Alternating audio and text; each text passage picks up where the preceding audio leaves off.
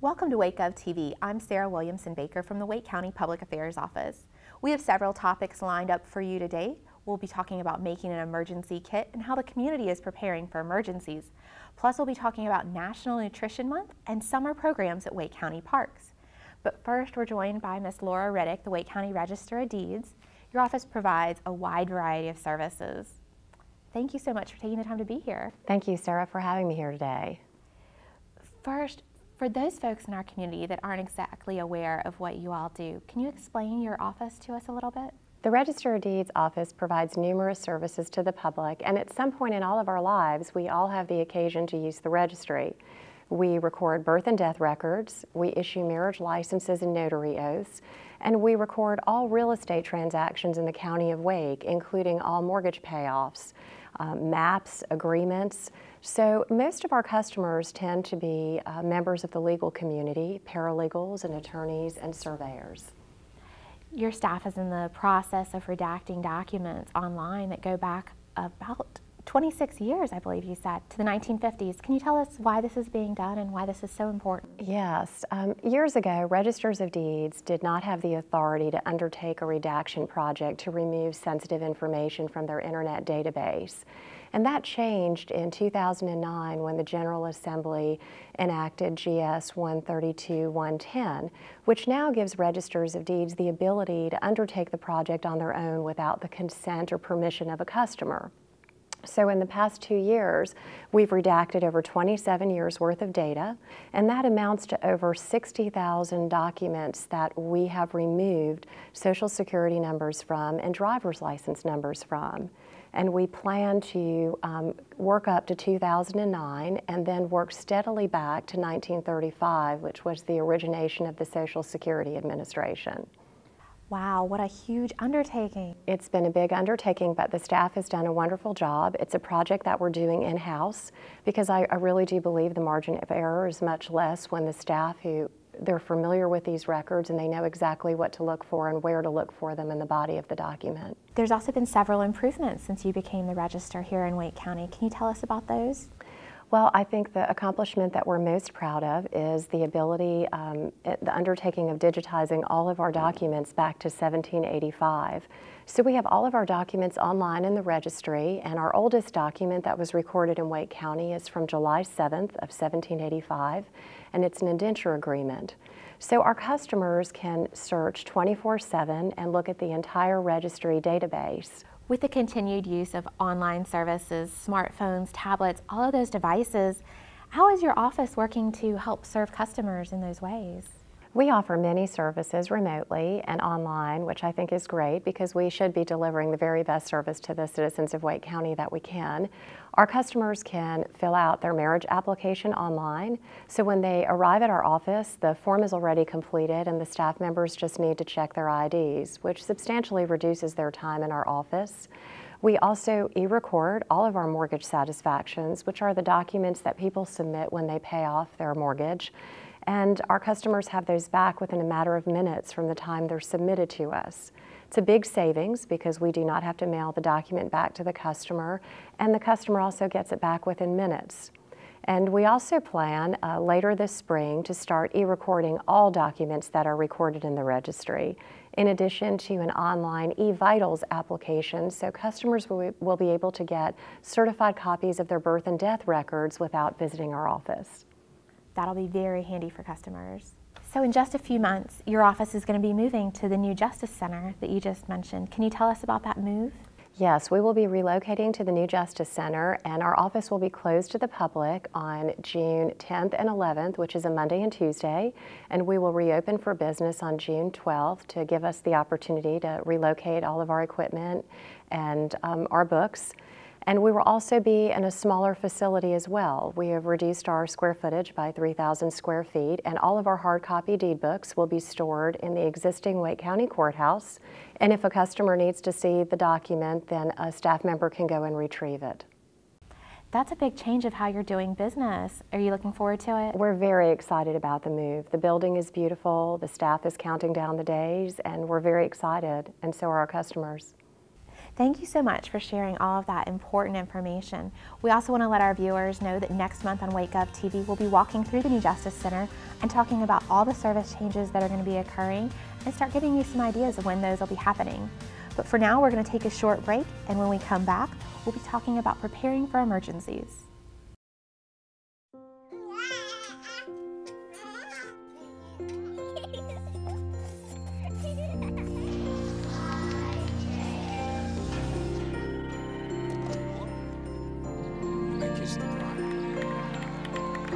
A full life, measured in seats, starts with the right ones early on. Car crashes are a leading killer of children 1 to 13. Learn how to prevent deaths and injuries by using the right car seat for your child's age and size.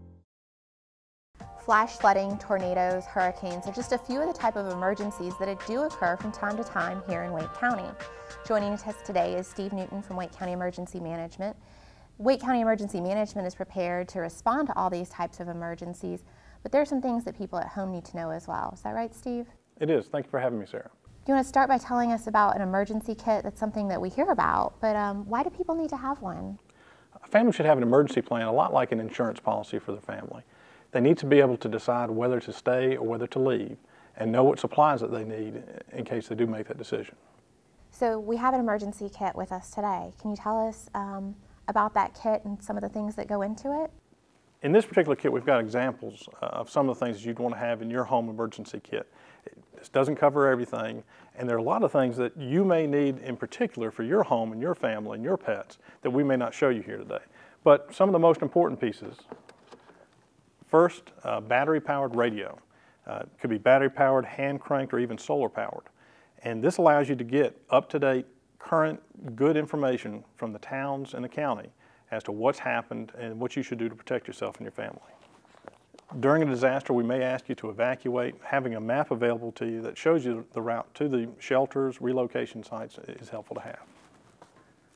Just a couple of examples of food that you may keep in a disaster kit. We recommend shelf-stable, canned foods, things that have a long lifespan on the shelf.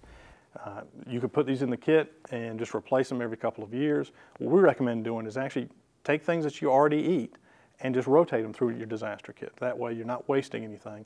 And then the next time you get low on it, just go to the grocery store.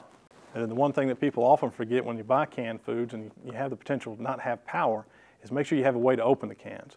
And so having a handheld can opener, a manually operated one, available to you is always important. And this one bottle of water actually represents just, you have to have water for your family as well. We recommend having at least 1 gallon of water per person per day. And if it's a 3-day kit, again, it'd be 3 gallons per person for that entire kit. In case the power's out for long periods of time, it's common sense, you need a flashlight. And the batteries that this flashlight needs. You may want to have at least 1 or 2 spare sets of batteries for this. First aid kit's always important to have around the house, and especially during a disaster. You may be delayed that we could get medical help to you, and you may not be able to get to your doctor's office. So to have some basic supplies to treat yourself and your family until help can get there. And here we have important information. This may be insurance policies, birth certificates, Social Security cards. We recommend, beyond this packaging here, have it inside of a Ziploc bag, maybe even duct tape, so it's waterproof. We want to make sure these are protected even if this kit itself gets wet. And then finally, some other suggestions would be disposable cameras. Most of us have cameras on our cell phones, but it's not a terrible idea to have one of these as well. This can be used to document damage for insurance purposes later. A lot of stuff going into that emergency kit. Are there tips of other things that people should think about in terms of emergencies other than just having the kit ready to go? You really need to be prepared for one of 2 things. Be prepared to stay or be prepared to leave. If you're going to stay, what do you need to have in your home to make it comfortable for you and your family for, we recommend up to 3 days, but it could even be longer than that.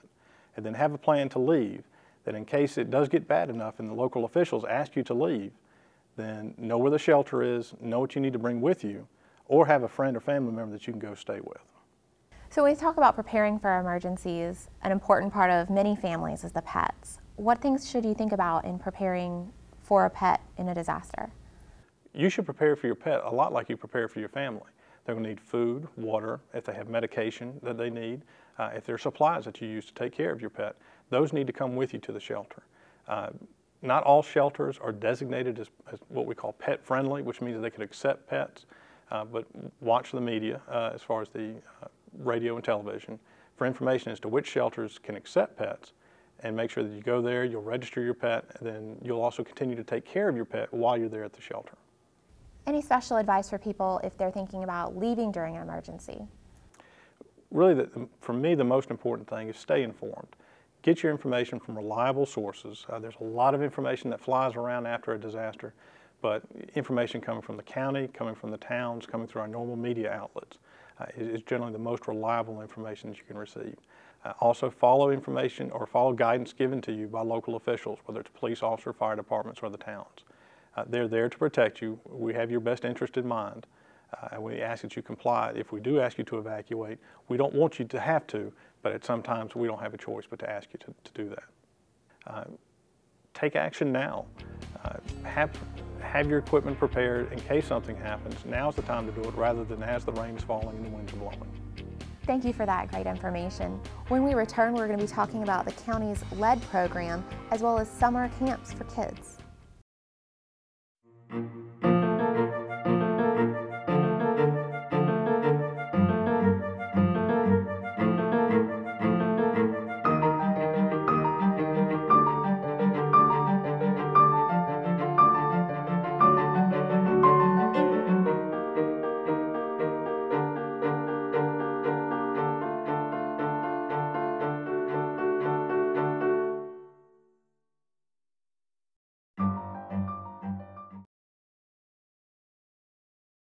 Wake County's lead program works to ensure that child-occupied facilities and residents are tested after a child tests positive for lead poisoning.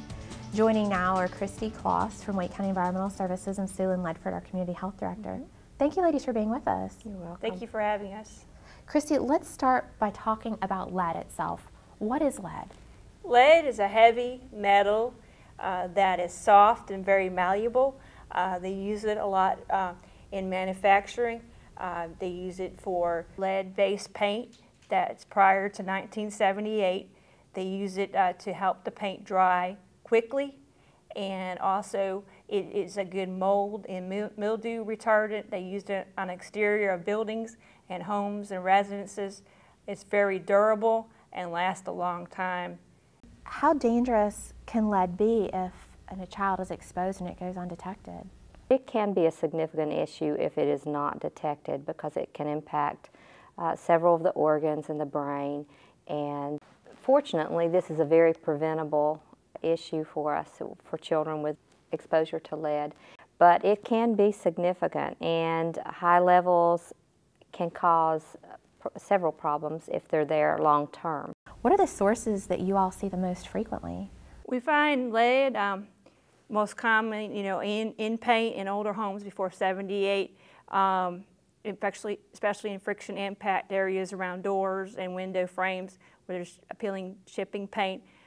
We also find, though, lead in spices and herbs that are grown in contaminated soils. I have several spices that we have found to be high for lead in people's homes. This turmeric is a root that grows in the ground, and this was found to be 890 parts per million for lead. We also find lead in your vinyl mini blinds prior to 1997 in older homes. What happens is the sun breaks down those vinyl mini blinds, and the child goes over to that windowsill and touches that windowsill, looks out the windowsill, or even chews on vinyl mini blinds. And Sue Lynn, there's some other sources inside the homes that people need to be aware of as well. You had some information about those? Sometimes parents unknowingly, because of their work environment, can bring in lead sources into the home also. Perhaps they work somewhere where they work with engines and transmissions and things of that nature, and some of those areas can actually then have dust on their clothing. They can bring that in and unknowingly expose their children that way. When a child has lead exposure, are there symptoms that we can actually see as parents, or what are some of the warning signs? Most of the time you will not see any symptoms, or you will not attribute it to something like lead. But there are some symptoms if they have really elevated levels. They can be symptoms such as headache, vomiting, diarrhea, but those are also associated with a lot of other issues that children might encounter. So that's probably a question that you would need to work with your pediatrician, and you would need to probably request that they have the lab work that would detect whether or not they do have elevated lead. What is the recommendation medically if parents have concerns about lead? We have actually free testing that is done through the state lab up until a child is 6 years old. After that, there are some charges, but it's minimal. And we try to coordinate, of course, with the pediatricians in the area and in our clinics.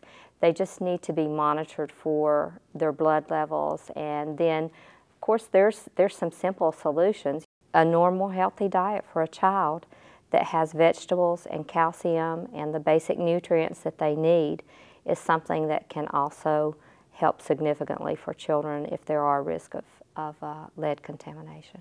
So we look at those kinds of recommendations that we give them. We also try to make sure that they're not inadvertently exposed to something maybe in someone else's home or their daycare or wherever they might be. So it may not only be the home that they live in that is a concern. They may need to look at those things also. And Christy, you brought some other props, and what would you like to share with us about those? Oh, also, I brought in, whenever you're doing any work in your own home, especially, or renovating an older building, you really need to cordon off those areas and use a certified type lead renovator. The Health Hazards Branch has a list of certified lead renovators on their website, but you should put signs on there warning this is a lead work area to keep children out of that area.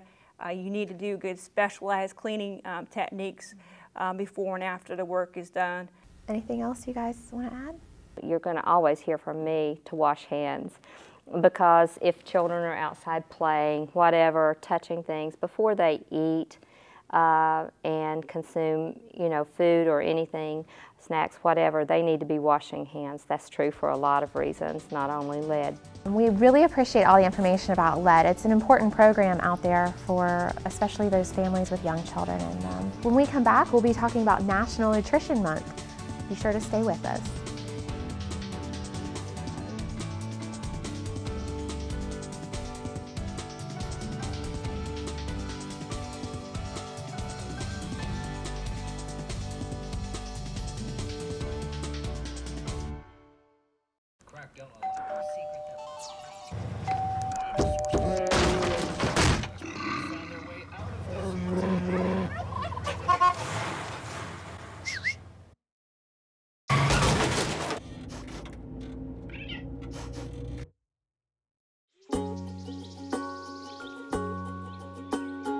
Getting closer to nature can get you closer to your family. Go to discovertheforest.org. Welcome back to WakeGOV TV. The month of March is National Nutrition Month. Wake County Human Services has several programs to help participate in this special month. Sarah Plennell is a registered dietitian, and she joins us now. Thanks for being here. Thank you. Why is National Nutrition Month an important campaign? Well, the campaign focuses on the importance of making informed food choices to develop sound eating and physical activity behaviors. Eating healthy for some of us is an easy thing. For others, it's more difficult, especially with hectic schedules and all that people have going on. Do you have any advice when things get busy? Yes, well, eating healthy is always an option, but it does take time and effort. Planning ahead is the key to being successful. We hope that through education and increasing access to healthy foods and physical activity opportunities, the healthy choice becomes the easy choice. During the month of March, the county has programs in place to help support people in the community making healthy choices. Can you tell us about those programs? Annually, the Health Promotion Chronic Disease Prevention Program teams up with libraries during their storytime hours for preschoolers. And this year, nutritionists and health educators from Health Promotion are going to be leading an activity fruits and vegetable activity with the children, and the librarians will be reading books related to gardening, farming, and fruits and vegetables. Are those happening at a lot of the branches? All the branches are participating, and you can go to the website, parents can go to the website to find a location near them. There are specific hours. During March, county staff are also working to help support the community and folks especially that need assistance in making those healthy choices. Can you tell us about that program? Yes, annually the WIC program, Women, Infants, and Children, coordinates a food drive benefiting Catholic Parish Outreach. It's just one way that we can give back to our community partners who help support families in need. The nutrition programs that you all work with emphasize good nutrition, especially for children. We were talking about the story times. Why is it important for kids to start learning about good nutrition? Well, our focus is to help prevent chronic diseases in adults and in children. Ideally, we want these healthy behaviors like eating healthy and being physically active to be instilled at a very young age and continue through adulthood. After all, healthier people are happier people. Also on the topic of children, one of the questions that you said you hear frequently is about juice, and that there's different types of juice that are better. Can you tell parents that are at home a little bit about that? Yes, label reading, looking for juices that are 100% fruit juice versus juice that may say 10% vitamin C. So really looking for that 100% fruit juice when you're looking at the label and the ingredients.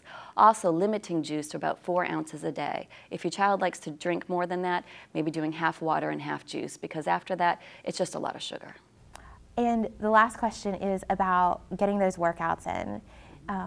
A lot of people say that there's different times of day are better for them or may not be better. What's your advice on that? Well, being physically active is something that you have to find that works for you. Any time of day, whatever works for you. Some people in the morning, some people at night. Breaking it up throughout the day even works. It's all beneficial as long as you're moving. Also, finding an activity that you like to do. If you like to dance, then dance. If you like to run, then run. Thank you. And as we're talking about being active, coming up next we're going to be working with Jackie Trickle to learn more about the spring and summer programs for kids and adults at the Wake County Parks.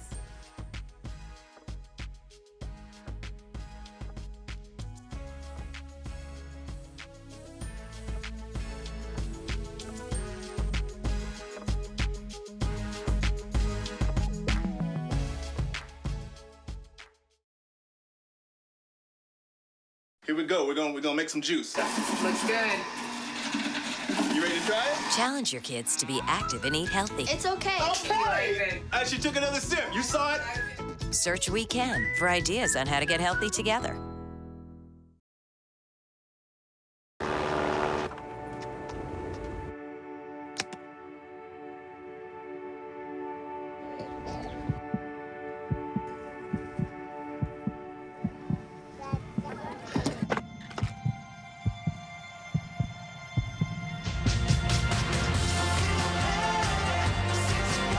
This song was created with heartbeats of children in need. Find out how it can help frontline health workers bring hope to millions of children at everybeatmatters.org. Welcome back. Wake County Parks, Recreation, and Open Space is gearing up for what is expected to be another very exciting season of spring and summer programming, especially for the kids. Jackie Trickle is here. She's the Assistant Park Manager at Harris Lake and at the American Tobacco Trail. Thanks for being with us. Thanks for having me. Summertime is the big time for kids to get outdoors, especially because there's no school. Tell us about some of the programs that Wake County Parks offers. Well, we have a large variety in our parks. We have our summer camp programs, which are run for more than one day, anywhere from 2 to 5 days. We have many one-day programs, or just short family 1 hour, 2 hour programs that will be going on. So there's a little bit for everybody. It seems as though each park kind of has some of its own things that it goes into and kind of focuses on. Can you tell us about some of those? Well, we have, again, the diversity of parks with Wake County. We have our historical parks, Oakview and Historic Yates Mill. They're going to have many cultural activities going on. We've got our environmental education parks, Blue Jay, Crabtree, Harris, Crowder, and they're going to have a lot of programs geared towards learning about the environment. We have the American Tobacco Trail, which is our linear park. So what is a linear park? Well, a linear park for the American Tobacco Trail is 6.5 miles of the American Tobacco Trail that Wake County Parks and Recreation maintains. It's really a park for equestrians, for bike riders, for runners, for walkers, for dog walkers. So it's not a big open space area, it's really 6.5 miles of linear trail. Very cool. It connects to Chatham County and then Durham County, so the end result is a shared greenway, if you will, between the 3 counties. Registration is already starting to occur at some of the parks for summer programs. Yes, and there are some new programs this year that sound quite exciting for kids. Can you tell us about those? We do. We have, within our park division, we have two different camp programs. They're 4-day programs that are combination of parks. Oakview and Historic Yates Mill are combining together for a really cool historical program. And then Harris Lake County Park and Crowder District Park are also combining together for a 4-day camp. So those are both new things with the parks joining together. We also have at Harris Lake County Park, we have 2 new camps called Fun in the Sun and The Amazing Race, which are not so much an environmental education camp as they are programs, activities, more of a general camp program with lots of outdoor things to do. It seems like it's the perfect time to begin doing research on activities and picking out the things that you and your family want to participate in for the summer. Do you have any suggestions about what parents should look for and how to get information? Well, the first thing is to look at all the parks because there are so many things out there. There's different numbers of days, there's different times that the camps offer and the different programs for lengths of time. I would look at all the different things that the parks have to offer before you choose. And then go to the website, and we have a camp page on our website, and each park also has all the information for their camp programs and many other smaller programs that are available to them. So just check it all out, and then call the park that you're interested in participating in a program, and they'll guide you through the registration procedure. And when you're talking about programming, this isn't just for school-age children. A lot of people think elementary school age. What's kind of the age range that these programs are for? Our Amazing Race goes up to 16 years old. So we have anywhere from, I believe the camps start at age 5 and go to 15, 16. But then there's a lot of family programs that are for the whole family. Those are more or less day-long or a few hour-long programs. Tell us again how folks can get the information about all the programs, not just the camps. All the programs are also on the website. There's a program calendar on the front page that you can click on programs and go to a calendar of all the programs that are offered within the parks, or you can go to each park's web page and check out all the things there. We also have e-newsletters, so if you're interested in getting information from each of the parks, click on the little button and subscribe to the newsletter. You can get a newsletter from one park, or you can get a newsletter from all of the parks, whichever your choice is. A lot of information about parks programming on the website. That's wakegov.com/parks. Thank you for keeping up with us here on WakeGOV TV. You're also invited to follow us online using Facebook and Twitter, as well as the Wake County website, wakegov.com. That's all for our show today. Thank you so much for watching. We'll see you again very soon.